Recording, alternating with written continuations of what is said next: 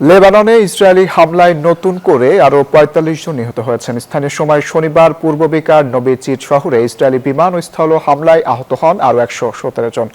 গণমাধ্যমের তথ্য বলছে, গেল কয়েকদিনের ইসরায়েলি হামলায় প্রাণ গেছে ৩ শতাধিক মানুষের।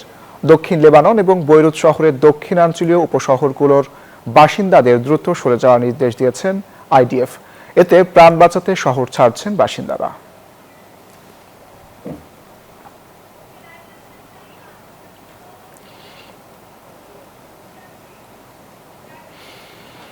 লেবাননের এই মুহূর্তের পরিস্থিতি জানাতে সরাসরি যুক্ত হচ্ছেন আমাদের সহকর্মী মিলন খান। মিলন, লেবাননের এখন কি পরিস্থিতি দেখছেন? হামলার ভয়াবহতা কেমন দেখছেন? সাধারণ মানুষ কি বলছে? শাহরিয়ার অঙ্কুর, আপনাকে ধন্যবাদ।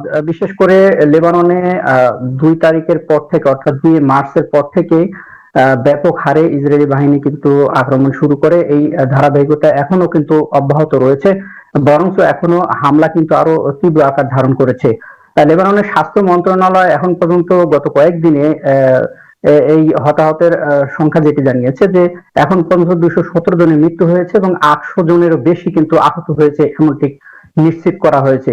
তবে এখন পর্যন্ত আসার বিষয় হলো কোনো প্রবাসী বাংলাদেশি কিন্তু এই যুদ্ধ অবস্থায় হতাহত হয়নি, এমনটি নিশ্চিত করেছে বাংলাদেশ দূতাবাস।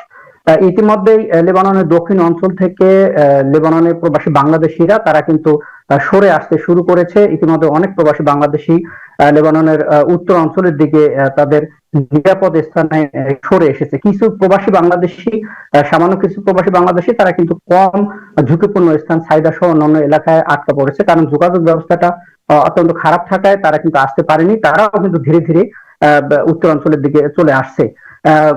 আপনারা জানেন যে গতকালকে কিন্তু লেবাননে যে জাতিসংঘের শান্তিরক্ষা বাহিনী ইউনিফিল, সেখানেও কিন্তু ইসরায়েলি বাহিনী হামলা করেছে। সেখানে ৩ জন হতাহত হয়েছে। আপনারা জানেন যে সেখানে কিন্তু বাংলাদেশি জাহাজ বিএনএস সংগ্রাম মোতায়েন রয়েছে। যদিও হামলার সময় সেই বিএনএস সংগ্রাম জাহাজ সেটি কিন্তু সমুদ্রের মিশনে থাকায় তারা কোনো হতাহত হয়নি এবং ক্ষতিগ্রস্ত হয়নি, এমনটি কিন্তু নিশ্চিত করা হয়েছে। লেবাননের সরকারিভাবে দেখা যাচ্ছে যে প্রায় ৩ লক্ষ অধিবাসী কিন্তু বাস্তুচ্যুত হয়েছে, যেখানে বাংলাদেশিরাও রয়েছে এবং সেই বাস্তুচ্যুত লোকজনকে তারা সেফ জোনে নেওয়ার জন্য প্রায় ৪০০টির মতো আশ্রয় কেন্দ্র কিন্তু খুলে দেওয়া হয়েছে। সেই আশ্রয় কেন্দ্রে প্রায় ৯৫,০০০ অধিবাসী কিন্তু সেখানে আশ্রয় নিয়েছে। মিলন, আপনাকে ধন্যবাদ।